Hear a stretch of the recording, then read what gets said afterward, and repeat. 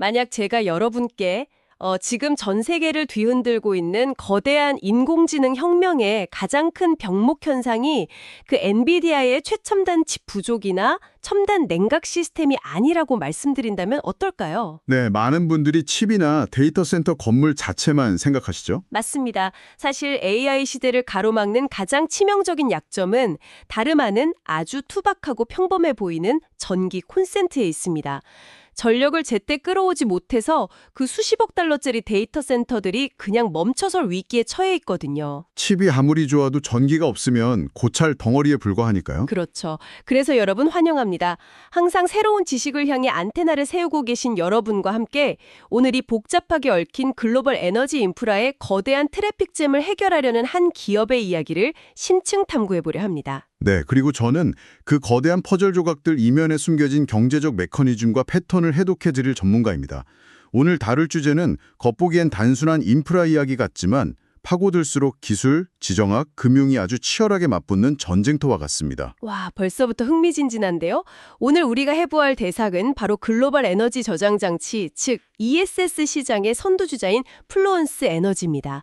저희가 입수한 기업 분석 슬라이드 자료의 흐름을 따라가면서 지루할 틈 없이 속도감 있게 핵심 인사이트만 딱딱 짚어낼 텐데요. 기대하셔도 좋습니다. 아주 스피디하게 갈 거거든요. 네, 그럼 오늘 전체 논의를 관통하는 단 하나의 질문을 먼저 던지고 출발해 보겠습니다. 과연 왜 2026년이 전 세계 에너지 시장과 플루언스 에너지의 운명을 가를 절대적인 변곡점이 되는가? 자, 글로벌 에너지 전환이라는 거대한 폭풍의 눈 속으로 들어가 보겠습니다. 이 질문에 답하려면 먼저 우리가 얼마나 거대한 판류에 서 있는지를 체감해야 합니다. 글로벌 ESS 시장이 2034년까지 무려 5조 1,200억 달러 규모로 폭발할 것이라는 전망이 나와 있거든요. 5조 달러요? 연평균 성장률이 엄청나겠네요. 네, 연평균 21.7%에 달합니다. 이런 메가 트렌드 속에서 플루언스 에너지는 그냥 갑자기 툭 튀어나온 신생 벤처기업이 아니에요. 미국의 거대 다국적 전력회사인 AS 코퍼레이션과 또 독일을 대표하는 기술 제국이죠. 지멘스의 합작 투자로 탄생했습니다. 아, 양쪽 부모님의 엄청난 거물들이군요. 그렇죠.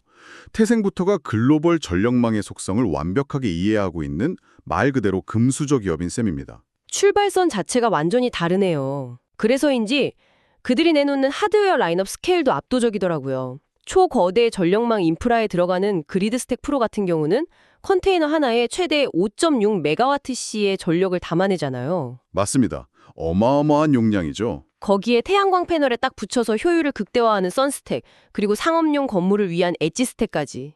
말 그대로 전기가 생산되고 소비되는 모든 과정에 자신들의 물리적 하드웨어를 쫙 깔아놓고 있어요. 하지만 여기서 정말 흥미로운 점은 그 거대한 컨테이너 박스 자체가 아닙니다. 겉보기에는 그냥 엄청나게 큰 배터리통을 조립해서 파는 하드웨어 회사처럼 보일 수 있는데요. 네네. 플루언스가 가진 진짜 강력한 무기는 하드웨어가 아니라 모자이크나 플루언스 IQ로 불리는 AI 기반 소프트웨어에 있습니다. 소프트웨어요? 아니, 배터리 파는 회사가 소프트웨어를 무정을 했다는 건 구체적으로 어떤 의미인가요? 그러니까 하드웨어가 물리적으로 전기를 저장하는 잠재력이라면 소프트웨어는 그 전기를 실제로 돈으로 환전해주는 역할을 하는 겁니다. 전력 시장은 1분 1초 단위로 가격이 극심하게 요동치잖아요. 그렇죠. 수요 공급에 따라서 가격이 계속 변하니까요. 바로 그겁니다. 플루언스의 AI 알고리즘인 모자이크는 이 초단 단위의 변동성을 분석해서 전기가 가장 비쌀 때 전력망에 방전해서 팔고 가장 쌀 때 다시 충전하는 동적 입찰을 알아서 수행합니다. 와, 사람이 일일이 계산할 수 없는 속도겠네요. 네, 도저히 불가능하죠. 고객은 이 알고리즘을 도입하는 것만으로 기존보다 최대 10%의 추가 수익을 올릴 수 있어요. 게다가 플루언스는 이걸 한번 팔고 끝내는 게 아니라 지속적으로 구독료를 받는 클라우드 서비스 모델로 구축했습니다. 아, 어떻게 돈을 버는지 확 와닿습니다. 그러니까 하드웨어는 아주 튼튼한 몸통일 뿐이고 거기에 모자이크라는 AI 두뇌를 심어준 거네요. 네, 완벽한 비유입니다. 그냥 덩그러니 놓여있던 배터리통을 가만히 둬도 알아서 시장을 읽고 돈을 찍어내는 스마트 머신으로 바꿨다니요. 이거 우리가 매일 쓰는 스마트폰 생태계랑 똑같은 구조 아닙니까? 기기를 팔고 그 안에 깔린 앱과 구독 서비스로 계속 현금을 창출하는 거잖아요. 아주 예리하십니다. 하드웨어 마진율이 시간이 지날수록 떨어지더라도 고수익의 소프트웨어 구독료가 이를 쫙 상쇄하고 수익을 극대화하는 구조. 이게 바로 그들이 그리는 비즈니스 모델의 이상향입니다. 자, 그 이상향 정말 완벽해 보입니다. 그런데 제가 다음 슬라이드, 그 플루언스의 재무성적표를 들여다보니까 뭔가 앞뒤가 안 맞는 엄청난 딜레마가 하나 숨어 있더라고요. 아, 숫자를 보셨군요. 네, 성과를 보면 2026 회계연도 1분기 총 매출이 전년 대비 무려 154.4%나 폭등했습니다. 게다가 앞으로 팔 분량이 예약된 수주 잔고는 55억 달러로 역대 최고치를 찍었고요. 외형 성장의 속도만 놓고 보면 전 세계 시장을 맹렬하게 집어삼키고 있는 게 맞죠? 잠깐만요. 제가 이해가 안 가는 건 바로 수익성입니다. 물건을 이렇게 산더미처럼 파는데 1분기 순손실이 6,260만 달러로 전년보다 오히려 늘어났어요. 네, 적자폭이 커졌죠. 심지어 매출 총 이익률은 4.9%로 완전히 곤두박질 쳤고요. 아니 많이 팔수록 손해를 본다면 이거 기업 입장에선 당장 멈춰야 할 완전 적신호 아닌가요? 그 부분이 핵심입니다. 방금 짚어주신 그 극단적인 괴리가 대규모 인프라 턴키 사업이 가진 가장 어두운 이면이거든요.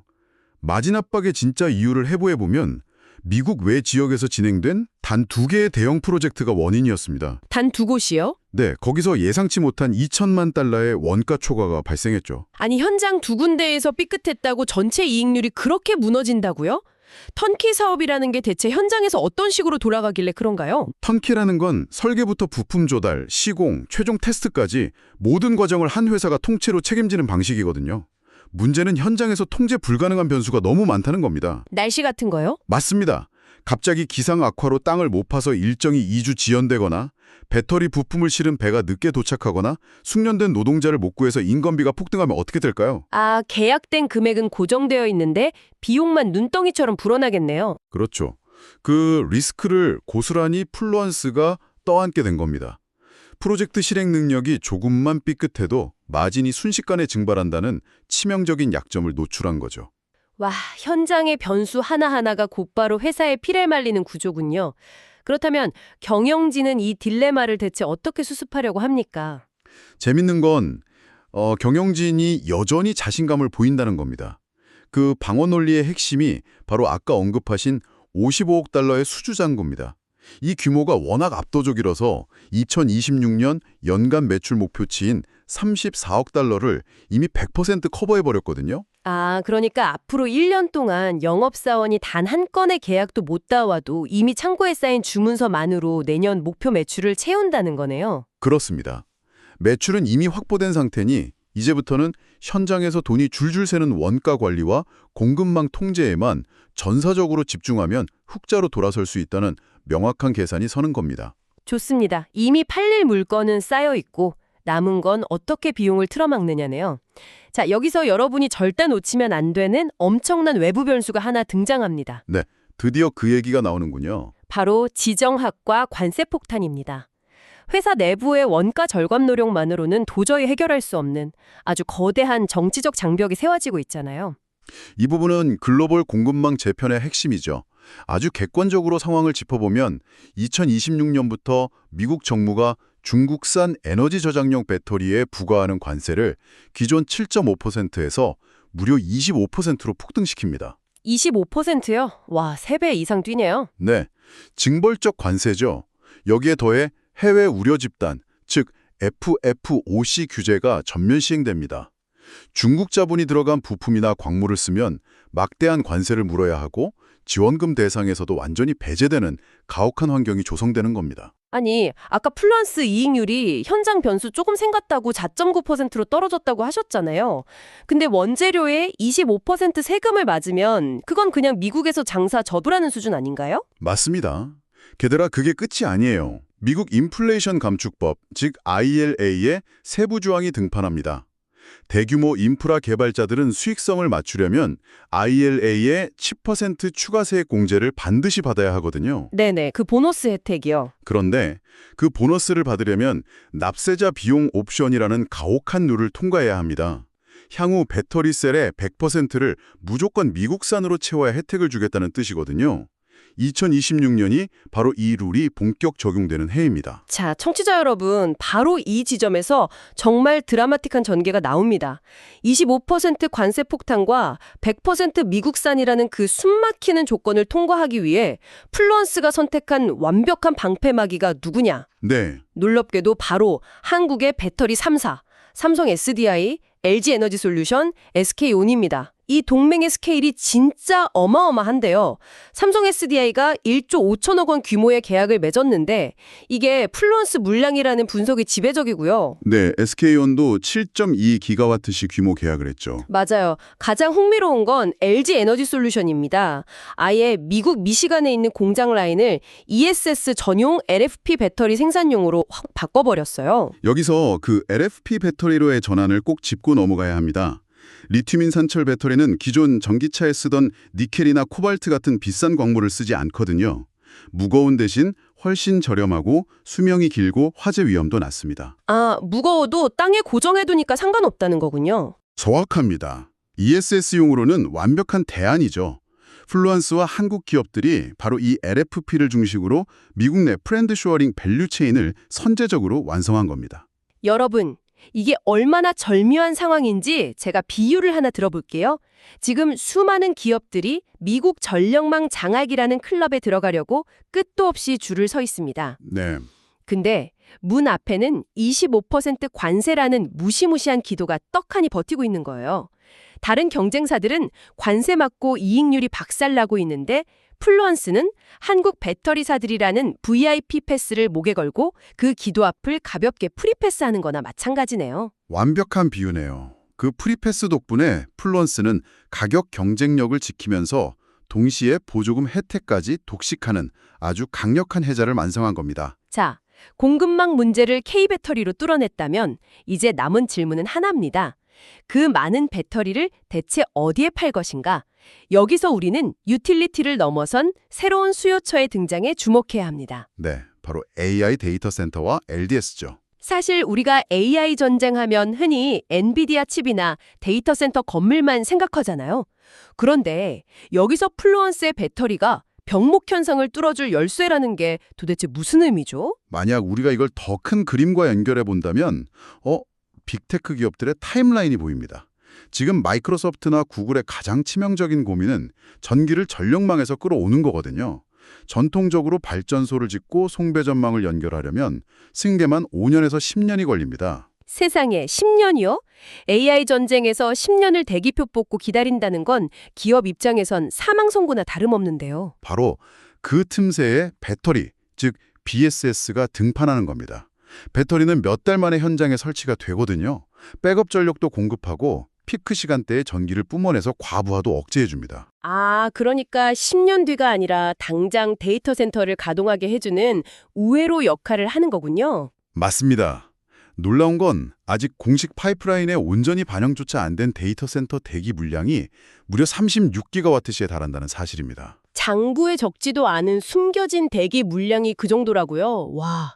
그리고 덧붙여서 전력망의 패러다임을 바꿀 거대한 척추, LDS 이야기도 빼놓을 수 없죠. 이건 4시간에서 최대 10시간 이상 버티는 장주기 에너지 저장 장치잖아요. 여기서도 34기가와트시의 파이프라인이 대기 중인데 이렇게 긴 시간 버티는 배터리가 왜 갑자기 필요한 건가요? 태양광과 풍력의 근본적인 한계 때문이죠. 해가 지거나 바람이 멈추면 발전량이 0이 되잖아요. 1시간짜리 짬원 백업으로는 국가 단위의 에너지를 지탱할 수가 없습니다. 아, 그래서 10시간 이상 묵묵히 버텨줄 거대한 척추가 필요해진 거군요. 네, 단거리 스프린터 중심이던 시장이 마라토너 중심으로 재편되는 거죠. 그렇다면 이런 전략이 실제 글로벌 전장에서는 어떻게 증명되고 있는지 짚어보죠. 독일의 LEAG 프로젝트가 대표적이잖아요. 무려 4기가와트시 규모로 유럽 역사상 최대 프로젝트죠. 플루언스의 턴키 능력이 현장에서 확실히 증명되고 있다는 뜻인데 경쟁사들 상황 어떤가요?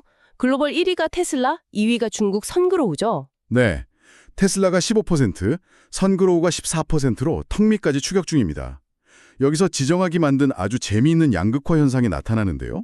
어떤 건가요? 미국 시장에서는 테슬라가 39%로 압도적이고 선그로우는 10%로 추락했습니다. 미중 갈등 직격탄을 맞은 거죠. 반면 규제가 덜한 유럽이나 아시아에서는 선그로우가 폭발적으로 성장하고 있습니다. 그 살얼음판 같은 틈바구니에서 플루언스 에너지는 자신만의 해자를 어떻게 구축하고 있나요? 바로 탈중국 프리미엄 공급망과 아까 말씀드린 모자이크라는 사스 무기를 결합한 거죠. 하드웨어와 소프트웨어의 하이브리드 전략으로 확고한 포지셔닝을 취한 겁니다. 야, 정말 영리하네요. 자, 어느덧 신층 탐구에 막바지입니다. 과연 2026년의 운명은 어떻게 될 것인가? 강점과 약점, 기회와 위협을 초고속으로 요약해 보겠습니다. 네, 강점은 55억 달러의 수주 잔고와 사스 마진, 기회는 AI 데이터 센터와 IRA 혜택 독식이죠. 반면 약점은 마진을 깎아먹는 프로젝트 실행 리스크, 위협 요소는 차세대 배터리 기술의 등장입니다. 그래서인지 월스트리트의 평가도 완전히 극과 극으로 갈리더라고요. 맞습니다. 뱅크 오브 아메리카는 미국 시장 장악을 근거로 최대 95.8%의 상승 여력을 낙관하지만 UBS는 그 현장 비용 초과 리스크를 경고하며 최대 37.4% 하락할 수 있다고 보고 있습니다. 양극단이네요. 결국 결론적 시사점은 뭔가요? 결국 2026년은 미국 내 FAOC 규제가 전면 시행되는 해입니다. 이 변곡점에서 플루언스가 과연 수익성을 흑자로 돌려세울 수 있을 것인가? 단순한 조립 없이를 넘어 진정한 지능형 에너지 테크 기업으로의 진화, 그 결과가 2026년에 판가름 날 것입니다. 네, 오늘의 스피디한 딥다이브를 마무리할 시간입니다. 엄청난 기회와 치명적인 위험이 공존하는 플루언스 에너지의 흥미로운 줄타기를 지켜보는 재미가 있겠네요. 네, 정말 다이나믹한 시장입니다. 청취자 여러분, 오늘 플루언스가 한국 기업들과 손잡고 리튬이온 기반의 생태계를 완벽하게 짰다고 말씀드렸죠. 하지만 잠깐 상상해보세요. 만약 내일 당장 지금보다 에너지 밀도가 2배 높은 전고체 배터리나 엄청나게 싼 나트륨 이온 배터리가 상용화된다면 어떻게 될까요? 그거 정말 무서운 상상이네요. 이들이 애써 구축한 수십억 달러짜리 리튬이온 공급망과 하드웨어 제국은 하루아침에 구시대의 유물이 될까요? 아니면 소프트웨어의 힘으로 또다시 살아남을까요? 한번 깊이 생각해 보시길 바랍니다. 오늘 함께 해주신 여러분 감사합니다. 다음 딥다이브에서 만나요.